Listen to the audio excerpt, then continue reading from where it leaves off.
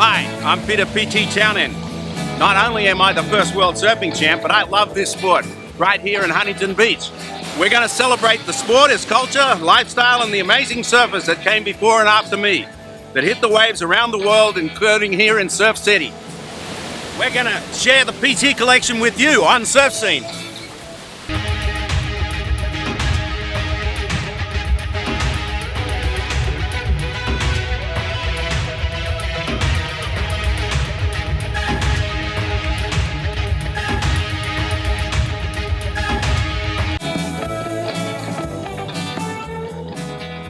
I'm looking for Cheyne Horan. You know, he was inducted into the Surfing Walk of Fame today, and this was the 360 that rocked the world when he won the OP Pro, which is the current exhibit in the museum. And I hear he's in there. Let's go find him.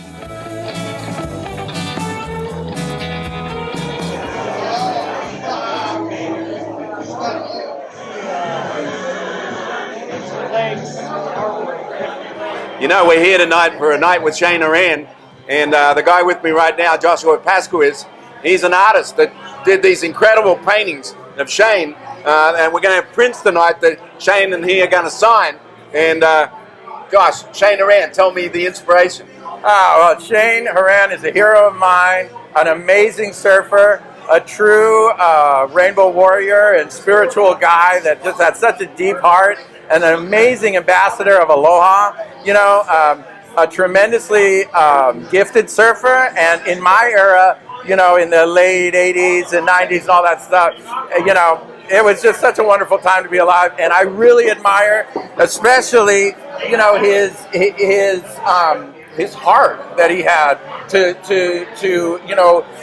speak about justice and to be having a voice in surfing where maybe there wasn't a voice that said free Mandela, you know. So it's just a really heroic, amazing individual that I've always looked up to. So, you know, I actually think this might be one of my better pieces. What about this piece right here? What we got going on here? I'm really excited about this one, PT. This is my tribute to Rick Griffin, who is my hero and one of my greatest art inspirations. And I got together with Rick Griffin's family, which is such a huge honor. And I told them about my board, which is going to be a tribute to Rick Griffin, the blessing of the Ahachiman, after Rick Griffin's Curse of the Chumash. So this is an example of how Rick Griffin and his amazing inspiration and his amazing influence lives on and on and on through rock, surf, and just the vibe of just, you know, the ultimate vibe. So that's what we're trying to do. I'm not Rick Griffin, but I'm trying my hardest. Pretty bloody close. Thanks, BT. Stoked you could make it here tonight, Joshua. I'm so stoked to be here. Thank you so much. We'll go find somebody else now.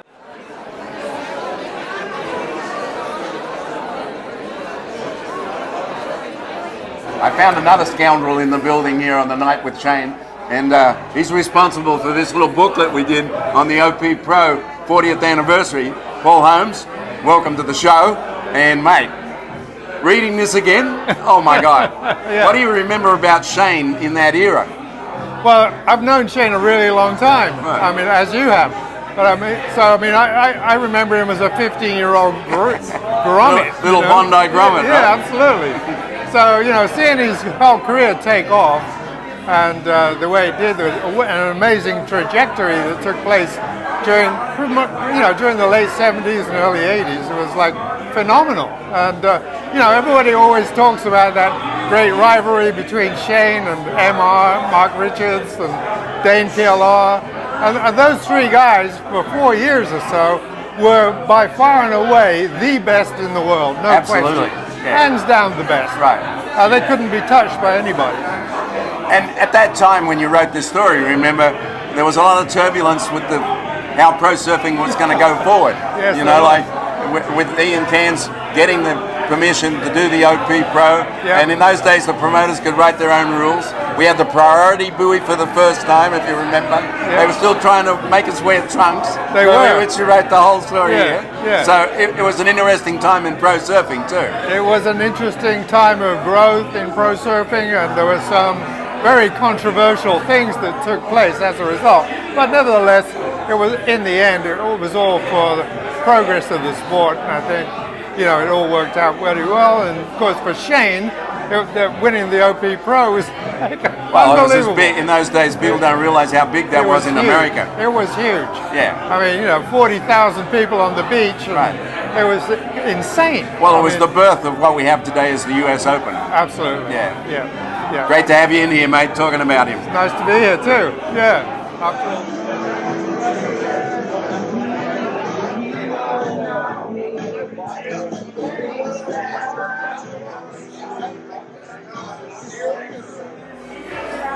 I found him. I found Cheyne Horan in the building. All right. Being in Huntington Beach for the first time in 10 years. Long time. You're inducted into the Surfing Walk of Fame on Main Street. People Yeah. can walk on you now. Yeah. Tell me about today. How was it? It's really surreal. You know, even coming to America, I didn't know whether I was ever going to come back. And then just the whole, Huntington feels like it's like the heart of surfing. It's, you know, there's been so much happening here. It's Surf City. So much history, yeah. And like some of my first experiences were here in Huntington, in America. So it was just a great, all around great day, seeing lots of old friends, but all of the history of the guys like David Nueva, Paul Strauss, all these guys that have done something in surfing were all here today. So They were here to honour you, mate. yeah, and that's amazing. That's really humbling because those guys are the guys that set the platforms. They paved the way for all of us. So you told a great story today about how you won the OP Pro, and I don't think I've never heard you tell that actual story before about the 360. Well, that's the first time it's been told.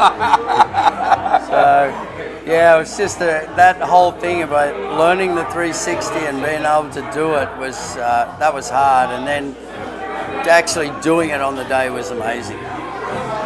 Yeah, and then you told a story about giant surfer jaws that had the audience just captivated. Yeah. Well, from small waves I went to big waves, and that day was actually the biggest day in history. Like the guy the kahuna, who he got us all, we had to do this breath where each person breathed in and breathed out to the next person of all these big wave riders. And they actually said, they said to us, look, if there's any one of you guys that don't want to go out there today, we totally understand, because it was death-defying surf. And I actually started laughing. I was thinking, who's going to stand up with pink underwear and say, oh, we're all scared. We're all scared. I thought, who's going to turn around with pink underwear and go, oh yeah, I don't want to go in it.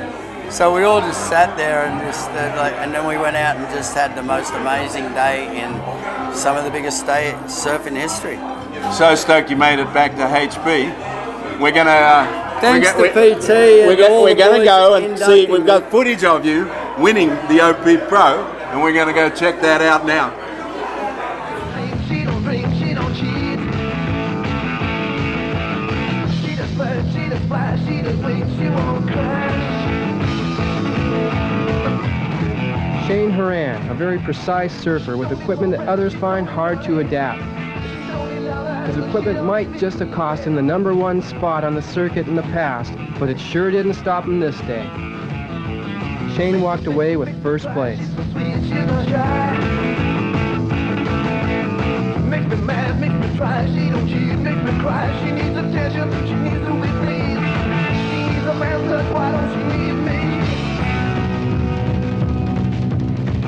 What a victory for Cheyne Horan.